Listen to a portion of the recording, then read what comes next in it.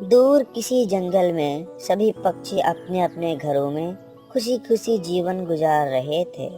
उसी जंगल में एक कालू कौवा और उनकी पत्नी गोरी कौवी भी रहा करती थी, जो बहुत दुष्ट कौवे थे। वो हमेशा दूसरे पक्षियों को तंग करते रहते थे और हमेशा दूसरों से चीजें छीन छीन कर खाते थे। फिर कौवा एक जगह चुप कर बैठा हुआ था। तब एक छोटा कबूतर का बच्चा मीठा फल लेकर उड़ता हुआ आ रहा था।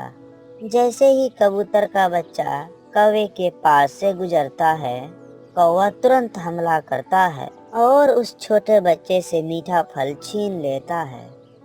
चिड़िया बैठी ये सब देख रही थी, तो वो भागकर वहां जाती है। कौवे अंकल, आप मेरा फल मुझे वापस कर दे। ये फल मैं अपनी मम्मा के लिए लेकर जा रहा था। बदमाश कौवे, छोटे पक्षियों का तो ख्याल करो। अगर इन्हें कुछ दे नहीं सकते हो तो छीनो भी ना इनसे। अच्छा, गलती हो गई चिड़िया, अब मैं ऐसा नहीं करूँगा। ऐसा कहते हुए कालू कौवा वो मीठा फल लेकर वहां से भाग जाता है। बेटा, मेरे पास फल तो नहीं है, लेकिन आप ये दाना लेकर जाएं और अपनी मम्मा को ये दाना ही खाने के लिए दे देना। मैं वो मीठा फल बहुत मुश्किल से ढूंढ कर लाया था। फिर वो छोटा कबूतर का बच्चा चिड़िया से कुछ दाना लेकर वहां से घर चला जाता है। जैसे ही मैंने कबूतर के बच्चे से ये मीठा फल छीना, तो पीछे से चिड़िया आकर मुझे भाषण देने लगी। एक लगानी थी उस कमजोर चिड़िया को। अगर मैं होती तो चोंच तोड़ देती उस पक्षी की। बड़ी आई हमें भाषण देने वाली। अच्छा, अब छोड़ो उसे और तुम ये मीठा फल खाओ। कौवा और कौवी वहां पर बैठे मीठा फल खा रहे थे कि उनकी दरवाजे पर कोई दस्तक देती है। मैं बहुत मुसीबत में हूँ, कोई मेरी मदद करे। अगर घर में कुछ खाने को है तो मुझे दे दो।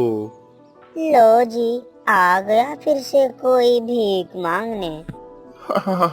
इसे तो मालूम नहीं कि यहाँ पे खुद भिखारी रहता है।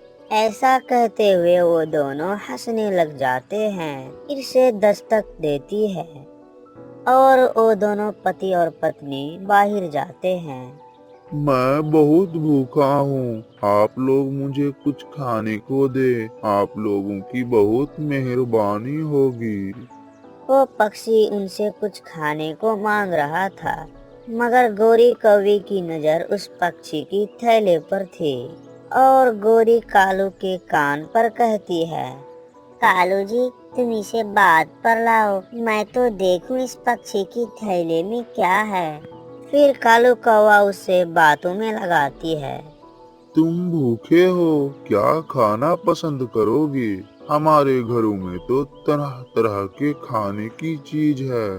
फिर कालू कौवा उसे बातों में लगाता है और गोरी कौवा उसकी थैला आहिस्ता आहिस्ता निकाल कर उसकी थैला से 100 रुपया निकाल लेती है और वो थैला वापिस वहीं रख देती है। चल भाग यहाँ से, बड़ा आया भोजन लेने वाला। कहाँ कहाँ से आ जाता है भिखारी कहीं के। मगर पहले तो आप चल चल अपना काम कर। ऐसा कहते हुए कौवा घर के अंदर जाकर दरवाजे को बंद कर देती है और वो पक्षी निराश होकर वहां से चला जाता है। देखा कालू अपनी पत्नी को, हमने तो भिखारी को भी लूट लिया। मान गया गोरी, तुमसे बड़ा शैतान तो कोई हो ही नहीं सकता है। पास में बैठा उनका बेटा जग्गू कौवा ये सब कुछ देख रहा था। मम्मा, मम्मा, सच आप तो पापा से 2 हाथ आगे बढ़कर हो। मम्मा, मम्मा, अब पापा से कहें कि इस पैसे से समोसे ला कर दें। मुझे बहुत भूख लगी हुई है। मुझे जल्द लौट कर जाना होगा। अगर मैं अपनी बेटे की दवा लेकर नहीं गया तो कुछ भी हो सकता है। पेड़ पर बैठे हुए वो पक्षी ऐसा कहते हुए अपने थैले पर देखती है तो वहाँ कुछ भी नहीं था और वो पक्षी रोने लग जाता है। ये क्या हुआ? मेरे पैसे किसी ने निकाल लिए। अब मैं अपनी बेटे की दवा कैसे लेकर जाऊंगा? बहुत बुरा किया। जिसने भी किया उस जालिम को क्या पता कि मेरे बेटे को बहुत बीमार है। ऐसे कहते हुए वो पक्षी रोते हुए वहाँ से अपने घर वापस लौटती है। वो जैसे ही अपनी घोंसले में वापस आती है तो उनका बीमार हुआ बेटा तड़प रहा था। पापा, क्या आप मेरे लिए दवा लेकर आए हैं? नहीं बेटा, किसी जालिम ने दवा की पैसे मेरे थैले से निकाल लिए।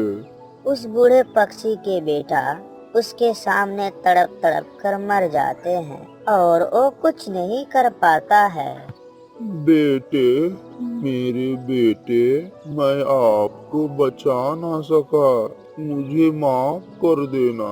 ऐ ऊपर वाला, जिसने भी ये काम किया आप उसे भी ऐसे ही सजा देना और उसे भी ऐसे ही रोना जैसे अब मैं रो रहा हूँ। कहते हैं मजलूम की आह दूर तक जाती है। कौवा भी खुशी खुशी 100 रुपये लेकर कबूतर चाचा की दुकान पर जाती है। ओए मोटे कबूतर, ये लो पैसे और मुझे गरम गरम समोसे दो। बहुत पैसे हैं मेरे पास आज। वाह रे कालू कौवे, आज ये 100 रुपये कहाँ से लेकर आए हो? इस बात को छोड़ो, पैसे लो और गरम गरम समोसे दो। फिर कालू कौवा चाचा कबूतर की दुकान से 3 गरम गरम समोसे लेकर घर वापस जाते हैं।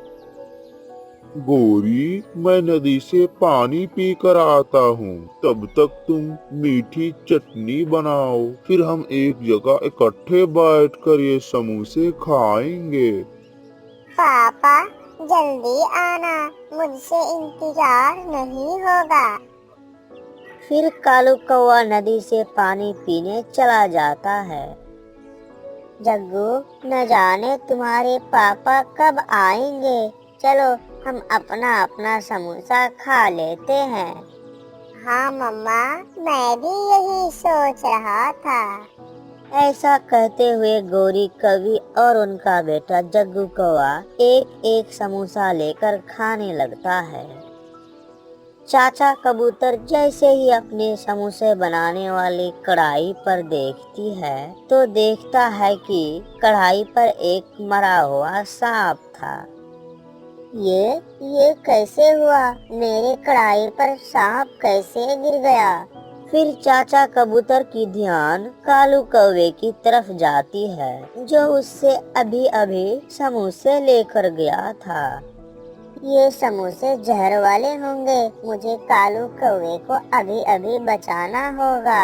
अगर उसने समोसे खा लिए तो वो मर जाएगा। ऐसा कहते हुए चाचा कबूतर कालू के घर की तरफ भागता है। कालू कौवा भी नदी से पानी पीकर आ जाता है।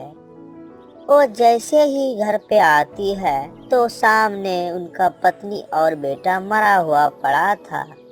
गोरी, गोरी, जग्गू, मेरे जग्गू, उठो बेटा, आपको क्या हुआ है? कालू कौवा रोने लग जाता है। कालू कौवा बहुत रो रहा था। उसके आँखों के सामने उसकी पत्नी और उसके बेटे मरे पड़े थे और उसे कुछ समझ नहीं आ रहा था कि ये सब कैसे हुआ है। फिर कबूतर भी वहाँ आ जाता है, मगर वो कौवी और उसके बेटे को मरा हुआ देखकर चुप रहता है। तो क्या हुआ है इन्हें? पता नहीं, मैं तो नदी में पानी पीने गया हुआ था। जब मैं लौट कर आया तो मेरा सब कुछ उजड़ चुका था। मेरी पत्नी और मेरा बेटा मर गए। चाचा कबूतर, मैं उजड़ गया।